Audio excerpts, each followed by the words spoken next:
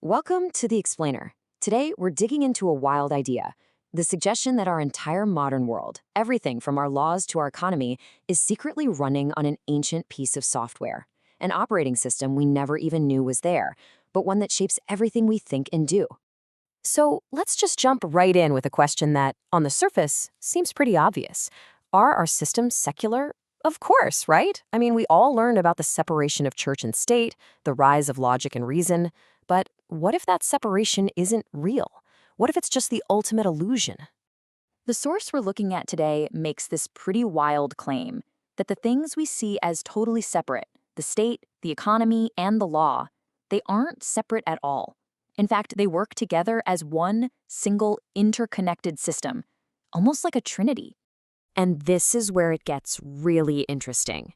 The argument is that this whole system, this modern trinity, is powered by a hidden OS derived from Christian theology, an invisible code that's constantly running in the background, telling us what we owe, what is just, and what progress means, all without us ever noticing. Okay, so let's start to unpack this. It all begins by blowing up one of the foundational stories we tell ourselves about how the modern world came to be, the myth of secular separation. You know the story we're all taught, right? The Enlightenment happened, we got rational, and we neatly separated all the important stuff, government, money, justice, from the church. But this source argues that's not what happened at all. There was no separation, just a transformation. The church didn't go away, it just expanded into a vast temple that now covers every part of our lives. To really understand this hidden OS, we've got to go way back to the original source code. And it all kicks off with a concept that's incredibly old, but also incredibly powerful, the idea of debt. So in monotheistic traditions, there's this core logic, right? If a creator made you, then your very existence, the simple fact that you are here, immediately puts you in a state of infinite, unpayable debt to that creator. This idea, ontological debt, often tied to original sin, is like the very first program installed in the Western mind. Okay, so you have this impossible, infinite debt. What do? You can't ever pay it back. Well, the solution was kind of brilliant. You create a contract, a covenant. Suddenly, that huge, abstract, terrifying debt of sin gets converted into something you can actually manage, a duty. Just follow these rules, observe the law, and you can start to work it off. All right, next up, we have this incredible, almost magical leap in logic that let this religious code jump from the world of faith into our supposedly secular world. You know, the philosopher David Hume pointed out this big problem in logic. He said you can't get an ought from an is, meaning you can't get a moral command just from a statement of fact. There's always a logical gap between describing what is and telling someone what they ought to do. Look at this, for example. How do we get from the simple fact, I am a citizen, to the powerful moral obligation, I ought to obey the law?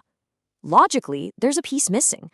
So where does that incredibly strong feeling of ought actually come from? And this is the source's big aha moment. That missing link was the old religious program, which was already running. The logic, I am a creature, therefore I ought to serve my creator, was basically just copied and pasted into a new secular context. I am a citizen, therefore I have a debt to society and ought to obey its laws. The duty is no longer commanded from the outside. It's a program that runs inside our heads. So, once you've got that little bit of software code installed, that feeling of ought, you can really see how the entire operating system runs on the hardware of modern society, our interconnected systems of law, the economy, and the state. First up, law. The argument here is that our deep respect for the rule of law, the idea that it's absolute and unquestionable, well, that's a direct download from the absolute authority of God. Law basically takes God's place as the ultimate source of right and wrong, and it makes us obey its contracts because deep down, we feel like they're sacred. Next up, the economy. Adam Smith's famous invisible hand gets a totally radical new spin here. It's seen as a kind of market god that only works because of hidden information, because no single person can see the whole picture. The source says this is basically a theological idea that justifies a system where our debts, now financial, can never truly end. And then there's this phrase, time is money. We say it all the time. But according to this theory, this marks a huge shift in the code. This is the moment when time, which used to belong to God, got converted into a commodity. It became something you could use to generate interest, just another way to service that endless debt. And that brings us to the state. The state is the big enforcer, the guarantor of the whole system. You could call it the earthly proxy for God in our secular age. It's got the power to enforce all those sacred contracts, and its main job is to manage us as responsible subjects, which really just means people who are capable of feeling guilt and, of course, taking on. So, what makes this whole system so strong, so hard to even see, let alone change? Well, the secret is in a really powerful, self-reinforcing feedback loop. The source calls this a conjugate mutual support mechanism, which sounds complicated, but the idea is actually pretty simple. Look at the table. On one side, the theology gives the system its core programming. Ideas like logos, the belief in a logical, ordered world. The subject, the idea of a single responsible individual. And eschatology, a belief in linear time, always moving forward towards a final goal, which we now just call progress. Now, in return, our modern systems take these ideas and use their immense physical and economic power to spread them all over the globe, packaging them not as religious beliefs, but as universal objective truths. It's a perfect circle. But, even the most solid operating system can run into a threat it was never designed for. And our modern world might be throwing a huge one at it right now. And that threat? It's artificial intelligence. Think about it. AI is pure intelligence, but it's missing our foundational programming.